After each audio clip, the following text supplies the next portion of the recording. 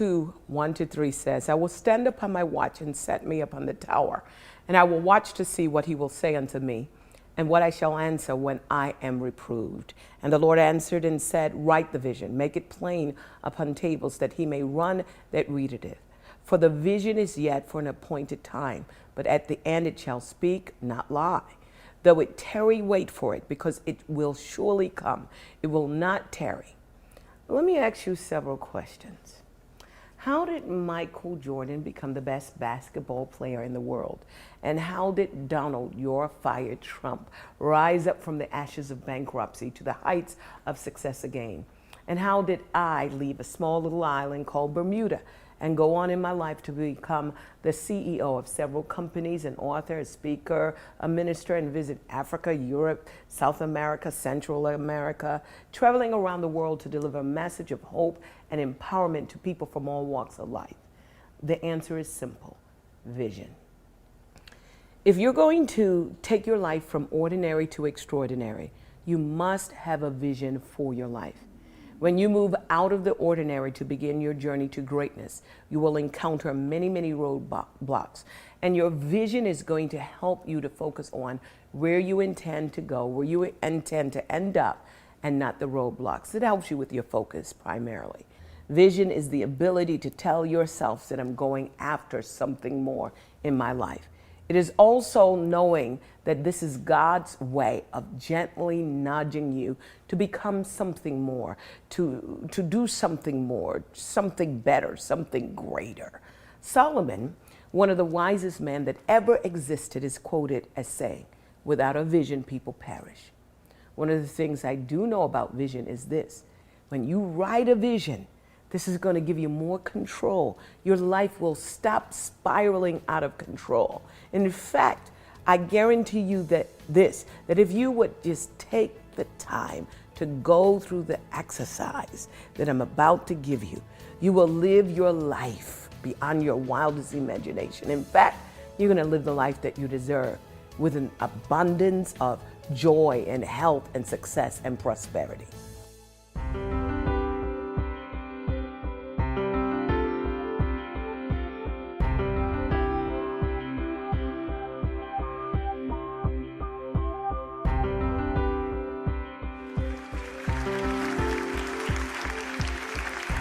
Stephen Covey believes that most people struggle with life balance simply because they haven't paid the price to decide what is really important to them.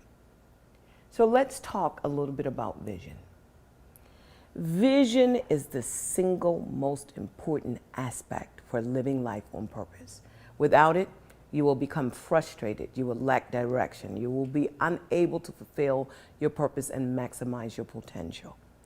Number 2, a vision gives you deliberate focus on the end results or your consummate outcome. When you write that vision down, you have more focus. Your vision requires goals. Here's the thing: never ever set goals which are not directly related to your vision. What does that do? It helps you to put yourself where you see yourself. If you cannot see it, you cannot have it. Your vision requires strategies. Why do we need to attach strategies to vision? Because when you move into a new realm or you have new opportunities, you don't want to use the same old strategies. And when you need new strategies, you're going to know that because the old ones are just no longer going to work. When you talk about strategies, your strategies have to be sharp, they got to be bold, they got to be focused, they got to be flexible, and they got to be specific. And this is why writing the vision is important. It helps everything to come back into divine alignment. Vision is necessary, just like strategy and just like goals. And if you write your strategies and if you have goals, it's going to help you to know how to deal with life and how to deal with crisis and how to deal with problems and how to overcome them and how to become and how to do. And it's basically going to help you with your focus so that you can surmount every obstacle that comes into your way. Vision helps you with your life strategies, with your educational strategies, with your relational strategies, with your financial strategies. It helps you to discern what revenue generating strategies I need.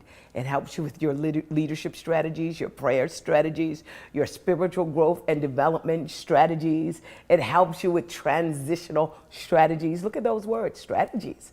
Crisis strategies, business strategies, wealth building and investment strategies. Those of you that are industry leaders, everyone knows that if you're going to stay on the edge and continue to be number one, you are going to have industry specific strategies.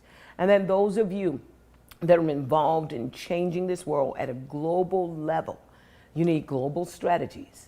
And then here's another caveat. Many of us want health, but we haven't sat down to plot our lives out with health strategies. We need physical health, mental health, psychological health. So when you write your vision, several things happen. It brings you back to focusing on, what do I really want in life? Who do I want to do life with? You are able to then look at your family, whether it's immediate or extended, so that you can develop a strategy to keep your family together, to keep the dynamics, to heal anything that's going on that might have caused you to be offended. It gives you the ability for personal growth, development. You're able to look at your career and say, look, if I didn't have to make money, what would I attempt to do if I definitely knew that I could not fail? This is important, and I think what Robert Schuller said is so important. If you knew that you could not fail, what would you do? When you have a vision, you're able to deal with networks, either extending the platforms of your networks, you're able to deal with relationships, you're able to select the kind of recreation you want to get involved with so that you can renew the fun things that you like to do. And you're able to do it with specificities. When you write a vision, you're able to deal with your spiritual growth, your spiritual development. You're able to deal with worship, fellowship, your spiritual needs. Writing a vision is so important because without vision, without action, without a dream, you're living a life of drudgery. Vision without action, therefore, is a dream that never can come to pass. Action without vision is simply passing time. Vision is making a positive difference. And this is what Joel Barker said. I love this particular quote. It's a quote from someone that should have made the quote anyway. She said, the greatest tragedies in life are people who have sight but no vision. How apropos for Helen Keller to challenge us about having vision. When we talk about vision, Habakkuk was given an instruction from God. He said, write it. You should be able to write a personal vision, a vision that will give you a clear point of reference for your life, for your ministry, for your marriage, for your career, for your calling. And if you're going to write a vision, there are 4 P's for writing a vision. P number 1, it should be written personally. I know a whole bunch of people that borrow other people's vision. Let me tell you something. If you write it personally, then you don't have to keep checking this person and that person to try to figure out what they're doing and how they're doing it. You will stop living outside in and you'll start living inside out. When you write your personal vision, it should be based on your personal research about yourself and your assessment of who you are, your gifts, your talents. These are the main things that motivate me and bring joy to me and satisfaction to me because I basically know what I'm called to do. I don't have to check with what anyone else is doing, no matter whether or not they are doing something similar. I just have to go into my secret place and ask God, what should I do next? And come out with the assurance that I'm living my life right on track. When I think about writing it personally, you should ask yourself this question. What are my greatest strengths, my abilities, my traits, what are the things that I do absolutely the best? Now, there are at least two things that you could start doing, and you could do it with all your strength and all your power, and you could do those things that bring you the most joy. The next P is that you should state your vision passionately.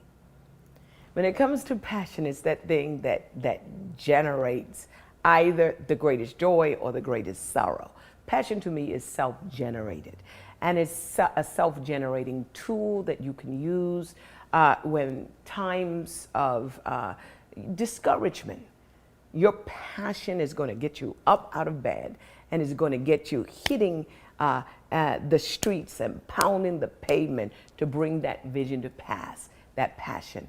You have the ability to motivate yourself, and that's what passion is all about. When you are able to concentrate on your purpose, to maximize your potential, and to live out your dream, when you do that, you now hold the secret right in your hand to living life not only on purpose, but with passion. That's the thing that gets me out of bed every single day, the passion for what I do. It gets me up in the morning, it keeps me going late at night, and guess what?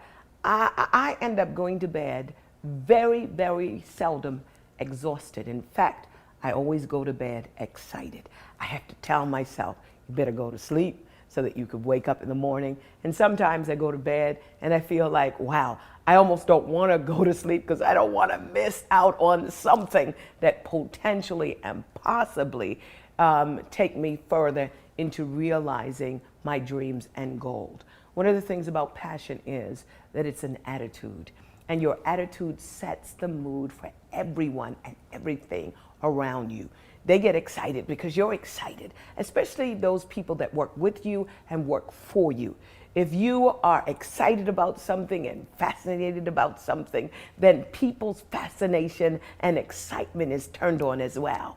One of the things that someone once said, and they said it like this: chase down your passion like it's the last bus of the night.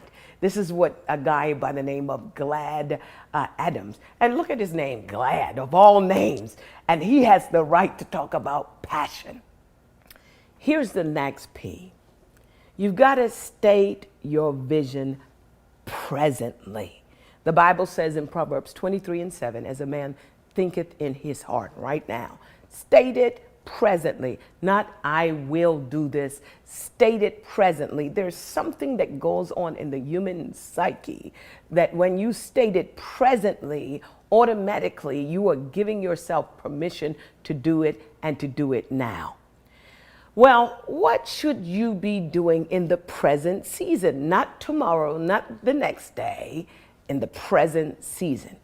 One of the things I say is, I'm not where I need to be, but thank God I'm not where I used to be. So it's okay. I'm okay right now. I'm on my way. But what do I need to do right now?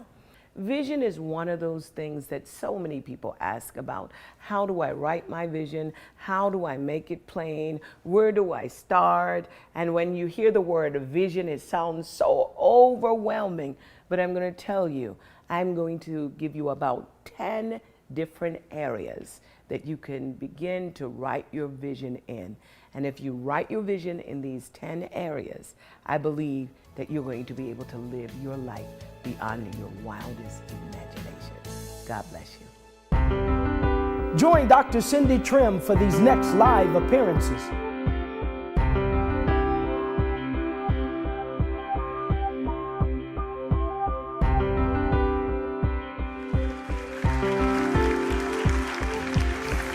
Welcome back. There are 10 areas that you have to be able to write a vision in. When we talk about vision, people usually get overwhelmed because they're thinking, oh my goodness, there's so much for me to think about. But I'm going to make it very, very simple for you. Remember one of the things that Helen Keller said, the greatest tragedies in life are people who have sight but not vision. So here are the areas that I want you to begin to write the vision. Area number 1. What do I want to do with the rest of my life? This takes you to really honing in on your personal passions, and your attributes, your likes, your dislikes, your strengths, your weaknesses. What is that one issue or problem that you will be known for addressing or solving? What is your brand? What do you connect with? What sparks your passion? Why do you want to start here? You want to start here because you want to be able to write a simple, concise vision statement for your life. My vision statement is simple. I'm here to empower people to discover purpose and maximize potential. That's my vision statement. That's what I'm wired to do. I'm using my gifts, my talents, my core value. Everything is driving me towards fulfilling that vision statement. So the first thing that you need to do is to gain a vision for your life by developing a vision statement. Number two, you've got to have a vision not only for yourself, but companionship, marriage. What type of person do you want to grow old with? Not just a person that you want to marry. I've traveled throughout the world and I've watched husbands and wives. They're in their, twilight or even their older years, and they're sitting across one another. And during the whole meal, there's no conversation whatsoever. Don't just look at the type of person you want to marry. What about the person that you want to grow old with? If you have children, there will come a time when you have empty nest. And do you like that person enough that you can live with them for the rest of your life? And when you write a vision for companionship, you've got to drill down. What personality, what age? Are you interested in a multicultural kind of exchange, or do you want to marry someone who has a different background? You've got to be specific about companionship.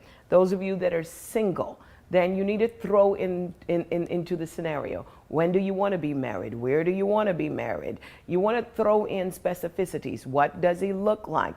And don't be shallow. Don't say tall, dark, and handsome. One day, things that are pointing north is going to end up moving towards the south. I mean, it's gravity. So you want someone not just with a beautiful face and a beautiful body. What about attracting someone that has a beautiful soul? Be specific about companionship, the person that you want to spend the rest of your life with. Number three, you got to write a vision for your family. This is immediate and extended as well. One of the things that is so important is this, that when you marry and when you establish your own family, what kind of family traditions will you have? What about your family religion? My family religion is Christianity. What about your family values, your family heritage, and your family legacy? What do you want to leave behind for the next generation? And this is all a part of writing a vision for your life. Let's go to the fourth element. You've got to write a vision for personal growth and development. What are your educational plans, your educational path? How do you plan to enrich your life? What kind of activities? What are the specific books you're going to read? What are the seminars that you should attend? And when you write your vision out, make sure you include books, seminars, and your educational goals and plans. Number five, you got to write a vision for your career or your calling. Robert Schuller Robert Schuller posed a question: what would you attempt to do if you knew you would never fail? I like Nike, just do it. Where do you see your ministry, your business, your organization 10 years from now? You've got to be able to write it. What or who do you need to draw to your business or your organization? You've got to ask the question, do you need a board? What does your organizational or business model look like? These are all the questions that you're going to answer as you write a vision for your life. Number six, what about your friends and colleagues? This is an area we usually don't even think about. Now, Scripture says there is a friend that sticks closer than a brother. A friend loves at all times. Specifically, what kind of networks and relationships do you need and do you need to cultivate? Who are they? You've got to write it down. Who are your friends, your networks, your associates, And do you have a mastermind group? A mastermind group is important. And when you talk about relationships and friendships, you've got to be able to be very specific. Let's go to point number 7. Recreation and renewal. Some of us, have not built in enough margin, especially those that work from 9 to 5. You've got to build in enough margin into your life. And so what are you going to do for rest and renewal? In the book of Acts, Paul was refreshed on an island. What refreshes you? What do you plan to do to have fun and to have emotional, mental refreshment and refuel? You've got to be able to write that vision in that area. And then number 8, your spiritual growth and development, very important. How do you plan to be spiritually renewed? What about your prayer time? What about your place of worship? How do you get refreshed and refueled spiritually? We are just temporarily a physical body, but we are permanently a spiritual body. And if I were you, I would spend most of my time thinking about how am I going to spend the rest of my life, since it's eternal. And I would spend some time taking care of the thing that is most valuable, and that is my spirit and my soul. Scripture says, what does it profit a man to gain the whole world and lose his soul? Let's go back to something that is so important. Most of us struggle in 3 or 4 areas. Number 1, we struggle physically with our health, and people want more and more instructions on how to regain health or to maintain health. Number 2, we struggle relationally. If we have good relationships, we want strategies to keep it good. And if we have relationships that are going sour, we usually want a strategy for us to fix the relationship or heal the relationship or get a better relationship. And then we struggle financially. So let's talk about this, because if you don't have money, you want to get money. If you have money, you want to keep it. You want to leverage it. And so you've got to write a vision for financial stability. Now, here's some serious questions that you should ask yourself. How much do I want to retire with? This is going to require you to write an annual budget, which includes income and expenditure. What are you prepared to exchange for money? Whether it's a product or a good or a service. So if you don't have enough money and you're writing a vision for your life, you have to understand that there is always an exchange that is going on. People are going to give you money for an exchange, as an exchange or as a means of exchange, but you've got to exchange it for something. Either it's going to be a good or a product or a service. What are you prepared to exchange for the type of money that you want? And then here's something that's very important. How much money specifically do you need to live on? And how are you going to get from that first figure that you wrote down, whether it's $1 million or $2 million, or whether it's 100,000, what do I need to retire? And this is going to determine what you do on a day-to-day basis. And then number 10, you need a vision for your health and fitness. Your body is the temple of God. Your health is your wealth. What are your nutritional needs? What about exercising? When it comes to a vision, don't be overwhelmed when people say you've got to have a vision for your life. If you would just take to task an opportunity for you to sit down and write your vision out, and it will take you a couple of hours. Here's what I want you to do. I want you to get a vision book, and I want you to begin to divide that book up in those 10 areas.